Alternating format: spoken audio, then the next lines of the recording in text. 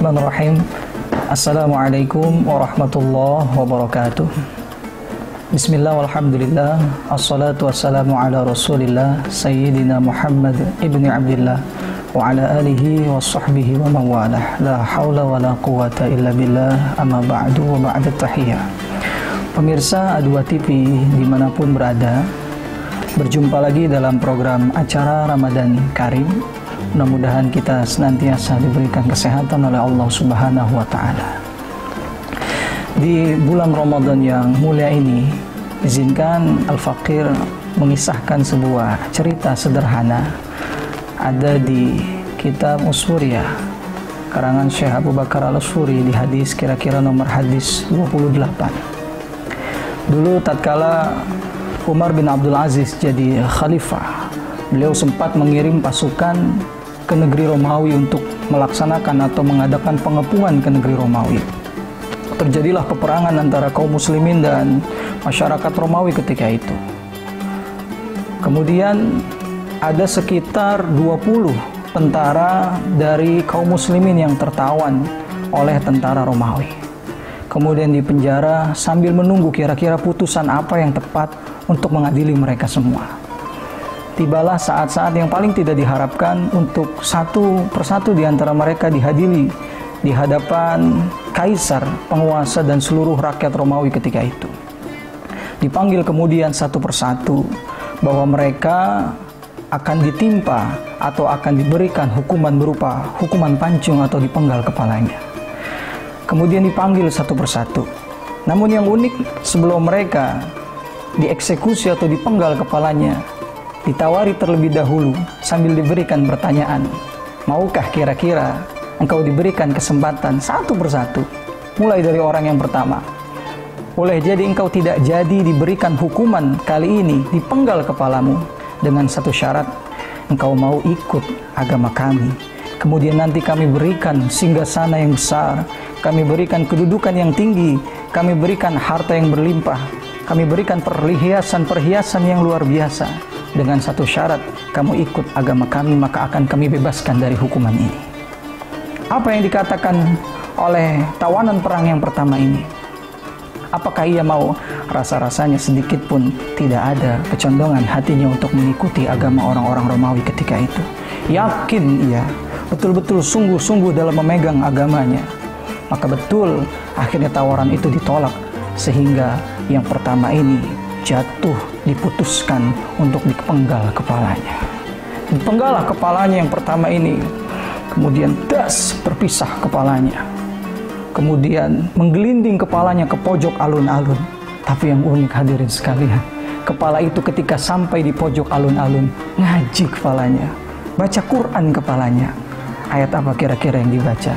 Ya ayyatuhan nafsul mutmainnah, irji'i ila rabbiki radiyatan mardiyah fadkhuli fi ibadi wadkhuli jannati. Ayat yang indah sekali.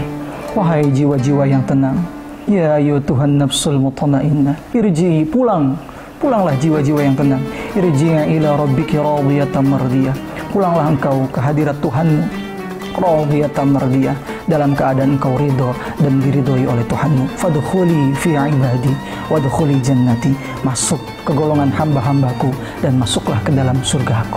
Indah sekali ayatnya hadirin sekalian. Kemudian dipanggil yang kedua.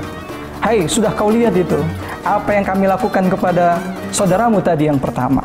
Kami akan kembali tawarkan kepadamu, mau nggak kamu ikut kepada agama kami? Akan kami berikan fasilitas, kami berikan kemewahan, kami berikan kedudukan, jabatan dan lain sebagainya. Apa jawaban orang ini? Gak usah lama-lama, sudah, gak usah lama-lama, penggal saja kepala saya.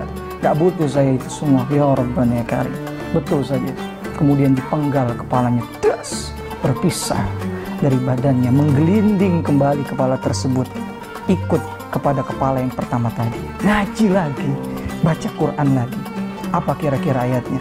Fahuwa fi 'aisyatir radiyah fi jannatin 'aliyah qutufuha daniyah.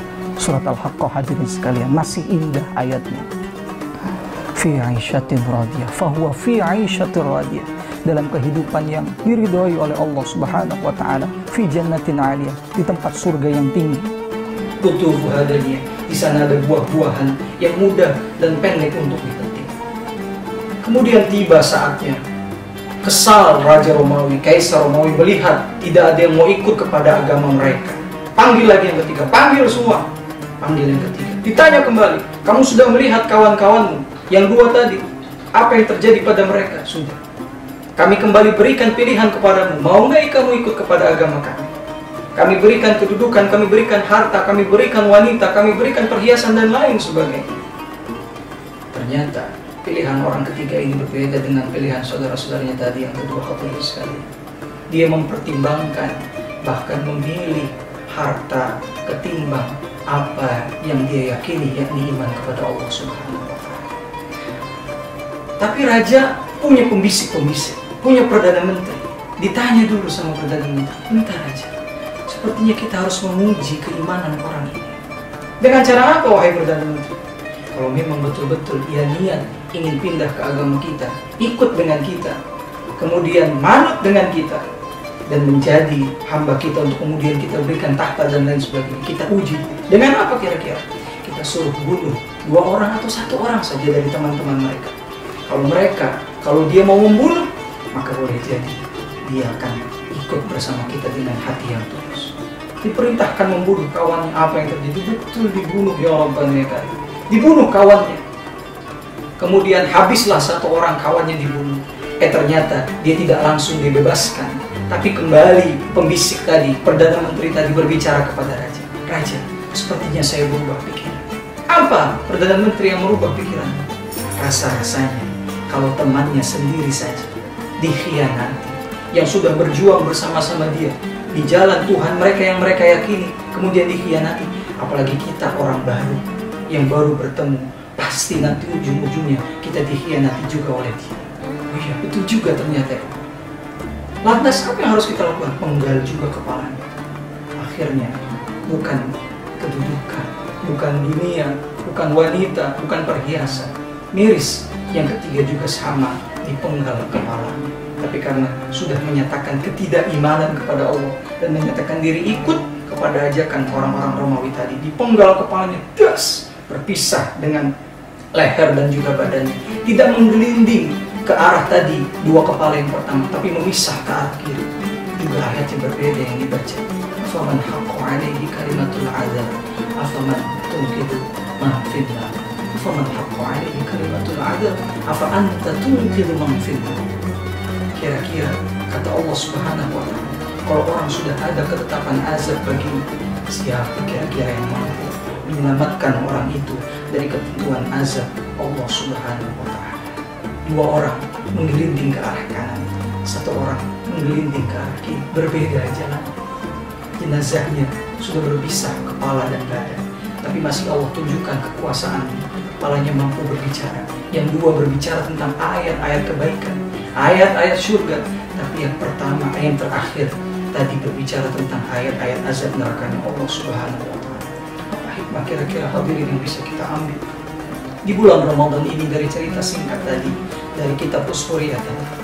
Kira-kira begini hadirin sekalian, di bulan Ramadan yang mulia ini kita betul-betul diperintahkan oleh Allah Subhanahu wa Ta'ala untuk berjuang sekuat tenaga kita, kemudian memandang urusan-urusan akhirat kita di atas segala pandangan-pandangan kita terhadap dunia kita. Seperti orang yang pertama dan orang yang kedua memandang terhadap dunia ini sederhana saja, bahkan tidak ada apa-apanya, tidak terpengaruh apa-apa bisikan dunia dan tawaran dunia seisinya. Ini kan spirit Ramadan yang diajarkan oleh junjungan kita, baginda Nabi besar Muhammad SAW. Saya teringat tentang pesan yang disampaikan dalam kitab Nasaihul Ibad. Ada di hadis-hadis yang pertama, baginda Nabi pernah berpesan kepada kita, kira-kira kalau kita ingin memiliki hidup atau resep yang ingin kita bahagia dengan cara kalau kita memandang dunia, kita bisa jadi orang-orang yang bersyukur kepada Allah Subhanahu wa Ta'ala, dan memandang akhirat, kita bisa jadi orang yang sabar kepada Allah Subhanahu wa Ta'ala. Ada resep yang disampaikan oleh baginda Nabi besar Muhammad SAW. Apa resepnya? Resepnya adalah ketika kita memandang dunia, kata kitab Nasaihul Ibad tadi, pandanglah dunia itu dengan apa-apa yang ada di bawah kita, bukan di atas kita. Oh, ada orang yang kaya, jauh lebih punya daripada kita, hartanya jauh lebih banyak daripada kita. Tidak ke arah sana kita memandang, tapi untuk urusan dunia kita memandang banyak orang yang lebih susah ketimbang kita. Apalagi di zaman pandemi ini, banyak orang yang kelaparan, banyak orang yang tidak berhak dan juga tidak bisa makan layaknya makannya kita yang tiap hari enak-enak dan lain sebagainya. Urusan dunia, pandang, jangan memandang ke atas, tapi pandang ke bawah. Tapi urusan akhirat, pandanglah, kata Kanjeng Nabi Muhammad SAW, ke atas. Pandang orang-orang yang lebih alim daripada kita, yang ibadahnya lebih luar biasa daripada kita. Maka nanti Allah akan memberikan tempat kepada kita makom orang-orang yang syakir dan sabir, orang-orang yang bersyukur kepada Allah Subhanahu wa Ta'ala, dan orang-orang yang sabar terhadap apa yang Allah ujikan kepada kita. Mudah-mudahan sekelumit kisah perjuangan tentara-tentara Khalifah Umar bin Abdul Aziz ini mampu menggugah hati kita, sehingga kita mampu memandang dunia sekira-kiranya saja dan memandang urusan-urusan agama atau urusan-urusan akhirat jauh lebih di atas dan diprioritaskan dari urusan-urusan yang lain. Mudah-mudahan Allah senantiasa memberikan istiqomah kepada kita. Amin, amin ya rabbal alamin. Qulu qauli hada, kurang lebihnya mohon maaf. Wassalamualaikum warahmatullahi wabarakatuh.